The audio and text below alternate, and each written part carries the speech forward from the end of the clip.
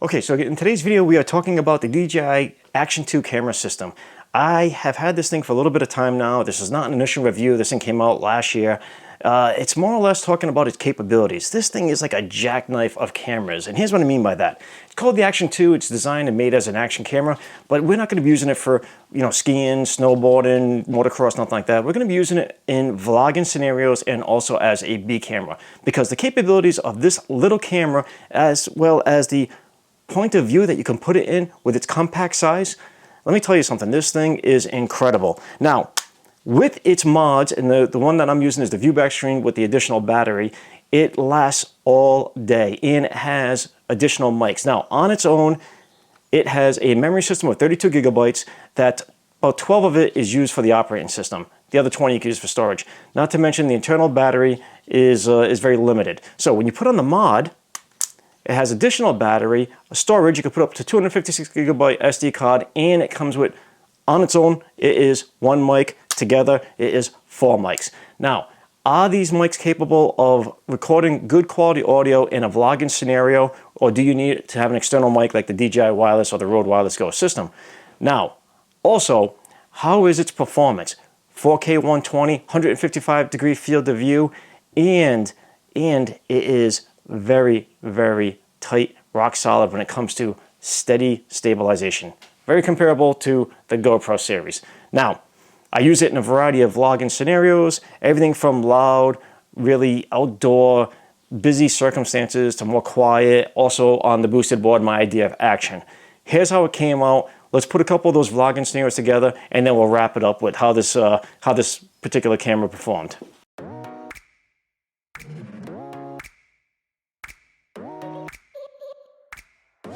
Alright, so just for transparency too, I do have the extra battery pack front screen on this as well, so it's not just the camera.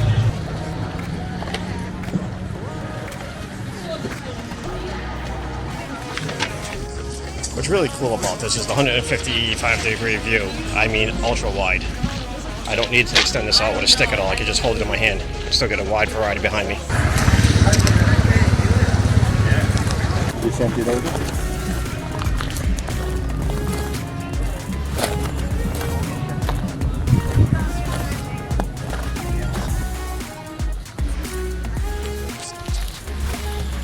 I have no purpose for these. I have no idea why I bought them. They just attracted my attention. I might just have some really big nut paperweights. Is it friendly? Oh yeah. Hi.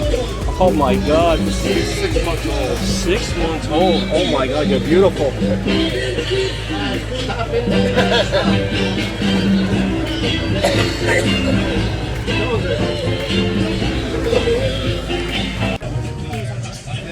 That dog is adorable. So what's nice about this place, they have it set up food vendors. I mean, when I tell you it's a mile straight of road with all types of antique vendors out there, and they have some new stuff too, or they have old stuff in new packaging. What I mean by that is old stuff that was never opened, as far as like Mattel toys or some kind of vintage stuff like that. Like the Cabbage Patch Mr. T. That one's open though.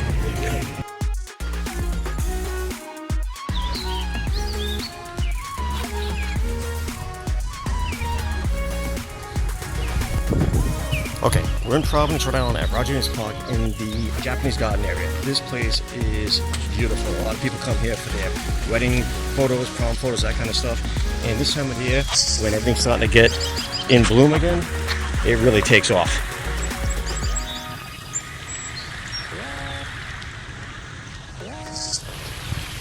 Let me show you around.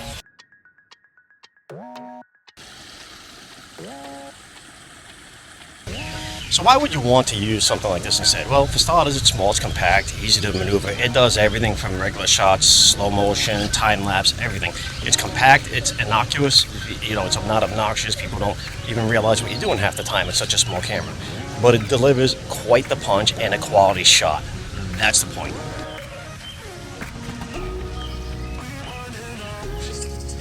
Now, what's nice about the Japanese garden, it's just so beautiful here. And like I said, we're in bloom. We're in mid-May, getting close to the summer months. The trees are starting to get back to having some leaf cover. The Japanese maples are getting full. The two in my front yard are getting full as well. So you can really see the vibrant colors, the dynamic range of what this camera can provide. Now, you do not get a depth of field, so if that's what you're looking for with these type of cameras, you're not going to get that. Tell a good enough story, put enough activities in, keep people's attention. Who even notices that as much? I know I don't. I notice it more when I'm using my 6400 in my studio because things do get blurred in the background, but other than that, I'm really not even looking for it. I'm looking for the information that the video is providing mostly.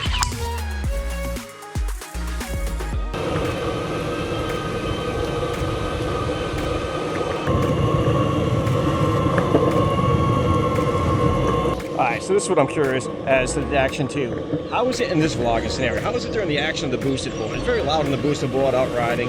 Curious how the audio is with the inbound or the onboard mics. Now, much like the GoPro, the Action 2 has a phenomenal stabilization system. It's got horizon lock, it has that rock steady, gimbal-like performance, very silky smooth. It just really does a trick on this little portable camera. Okay, so as I'm going through all the clips in post, I am happy with the overall quality that I've gotten out of this camera system.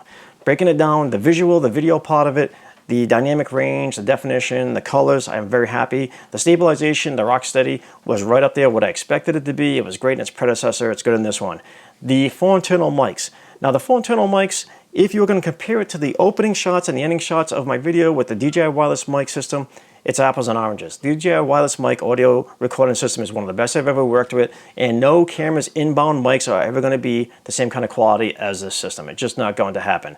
But that being said, the 4 internal mics, as long as you watch your finger placement, I left that clip inside there because it's reality, you just got to watch it. I feel you can work with that audio. Maybe just something in post with the equalizer or so. But if I'm going to use this camera in the majority of my video and the audio quality as well, I'm going to be more inclined to use an external mic system just to get that better quality of audio.